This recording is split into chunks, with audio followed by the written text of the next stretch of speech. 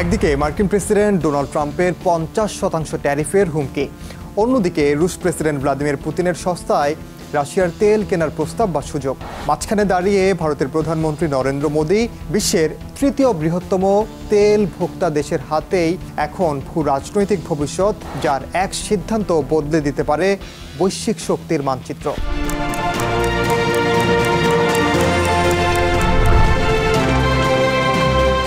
মোদী এবার কার দিকে ঝুঁকবেন, ট্রাম্প না পুতিন?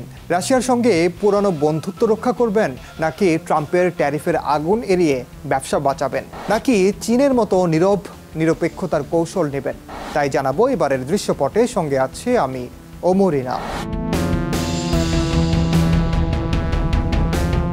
একটি পলকেই যেন সম্পর্ক বদলে গেল। ফেব্রুয়ারিতে যখন ভারতের প্রধানমন্ত্রী নরেন্দ্র মোদী ও মার্কিন প্রেসিডেন্ট ডোনাল্ড ট্রাম্প হোয়াইট হাউসে উষ্ণ আলিঙ্গনে মিলিত হন, তখনও দুদেশের সম্পর্ক ছিল ইতিহাসের সেরা পর্যায়ে। সে সময় ট্রাম্পকে বলতে শোনা যায় যুক্তরাষ্ট্র মোদীকে অনেক বেশি মিস করেছেন। কিন্তু মাত্র 7 মাস পরে সবকিছু বদলে গেল। ট্রাম্পের অভিযোগ, ইউক্রেন যুদ্ধে রাশিয়ার অর্থের যোগান দিচ্ছে ভারত, কারণ তারা রাশিয়া থেকে সস্তায় তেল কিনছে। কি পরিমাণ তেল কিনছে সেটাও বলছে। কদিন আগেই মার্কিন প্রেসিডেন্ট ট্রাম্প জানিয়েছেন তিনি ভারতীয় প্রধানমন্ত্রী নরেন্দ্র মোদীর সঙ্গে কথা বলেছেন এবং মোদী নাকি জানিয়েছেন তিনি আর রুশ তেল কিনছেন না।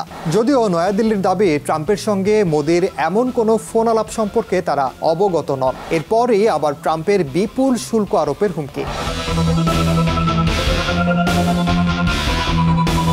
রাশিয়ার তেল এখন ট্রাম্প প্রশাসনের সবচেয়ে বড় মাথা ব্যথা। যুদ্ধের আগে রাশিয়া থেকে মাত্র 2% তেল আমদানি করত ভারত। তবে পুতিনের সস্তা তেলের প্রস্তাবে 2024 সালের জুনে তা বেড়ে দাঁড়িয়েছে 44%। ট্রাম্পের দাবি এই অর্থ সরাসরি ইউক্রেন যুদ্ধে রাশিয়ার ট্যাঙ্ক ও মিসাইলের জ্বালানি যোগাচ্ছে। তাই ভারতীয় পণ্যে 50% শুল্ক আরোপ করেছেন ট্রাম্প। কিন্তু ভারত দৃঢ় অবস্থান নেয়। ভারতীয় ভোক্তার স্বার্থ রক্ষায় যেখানে সস্তা তেল পাওয়া যাবে সেখান থেকেই তেল কেনার বিষয়ে অনড় তারা। রাশিয়া এখন যুদ্ধের পর পশ্চিমা নিষেধাজ্ঞা এড়িয়ে তেল বিক্রি করছে শ্যাডো ফ্লিট নামের অদৃশ্য জাহাজ নেটওয়ার্কে, যেখানে নেই কোনো বীমা, তবে আছে বিশাল ছাড়। আর সেই তেলের সবচেয়ে বড় ক্রেতা এখন ভারত ও চীন। ট্রাম্প এখন সেই দুই দেশকেই টার্গেট করেছেন। তিনি চান চীন ও ভারত যেন রাশিয়ার বাজার বন্ধ করে দেয়, যাতে মস্কো অর্থনৈতিকভাবে দুর্বল হয়ে পড়ে আর ওয়াশিংটন ফিরে পায় জ্বালানি দুনিয়ার নিয়ন্ত্রণ। নরেন্দ্র মোদী জানেন রাশিয়া শুধু তেলের সরবরাহকারী নয়, বরং ভারতের প্রতিরক্ষা ও প্রযুক্তি সহযোগিতার দীর্ঘস্থায়ী মিত্র। এই সম্পর্কের শুরু 1947 সালেরও আগে। স্বাধীনতা পরবর্তী সময়ে ভারতের খনি, ইস্পাত ও জ্বালানিতে বিনিয়োগ করে তৎকালীন সোভিয়েত ইউনিয়ন। আন্তর্জাতিক কূটনীতিতেও ভারতের হয়ে বারবার দাঁড়াতে দেখা গেছে দেশটিকে।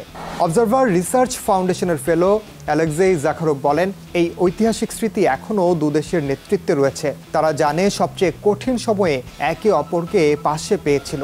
রাশিয়া ভারতের কাছে শুধু অস্ত্রই বিক্রি করেনি, বরং দিয়েছে সংবেদনশীল প্রযুক্তি ও স্থানীয় উৎপাদনের সক্ষমতাও, যেমন AK-203 রাইফেল, ব্রাহ্মোস সুপারসনিক ক্ষেপণাস্ত্র, SU-30 যুদ্ধবিমান, পারমাণবিক সাবমেরিন। এই সহযোগিতার কারণেই ভারতের প্রতিরক্ষা কাঠামোর প্রায় 60% এখনও রাশিয়ার উৎসের উপর নির্ভরশীল।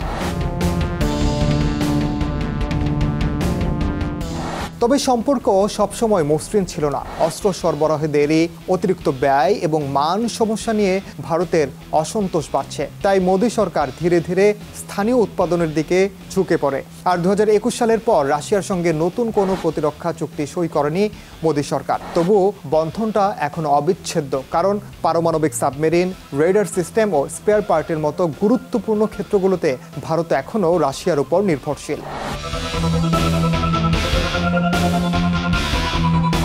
ভারতের পররাষ্ট্রনীতির সবচেয়ে গুরুত্বপূর্ণ দিক হলো স্ট্র্যাটেজিক অটোনমি। রাশিয়ার সঙ্গে বন্ধুত্ব থাকলেও যুক্তরাষ্ট্রের সঙ্গে অর্থনৈতিক সম্পর্ক ও প্রযুক্তি সহযোগিতাও সমান গুরুত্বপূর্ণ।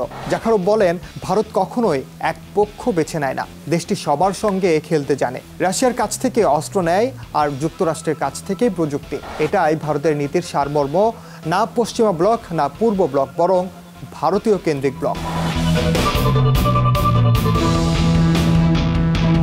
বিশ্লেষকদের মতে ট্রাম্পের এই ট্যারিফ যুদ্ধ আসলে এক ধরনের টোপ, তেলের বাজারে চাপ তৈরি করে যুক্তরাষ্ট্রের শেল অয়েল উৎপাদনকে আবারও লাভজনক করতে চান। কিন্তু এই টোপ বিপজ্জনকও হতে পারে। বেশি চাপ দিলে বৈশ্বিক তেলের দাম বেড়ে যাবে, ক্ষতি হবে মার্কিন ভোক্তাদেরও। চাপ কম দিলে রাশিয়া আরও শক্তিশালী হয়ে উঠবে। এ যেন দ্বিমুখী রাজনৈতিক তলোয়ার, যেখানে ট্রাম্পের এক ভুল পদক্ষেপে উল্টো আঘাত হানতে পারে।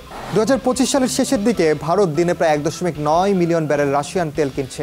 যদি তা বন্ধ হয়, বৈশ্বিক বাজারে জ্বালানি সংকট তৈরি হবে। যদি চালিয়ে যায়, যুক্তরাষ্ট্রের সঙ্গে সম্পর্কের ভাঙন অনিবার্য। তাহলে মোদি কি করবেন? সেটি এখন সময়ের অপেক্ষা।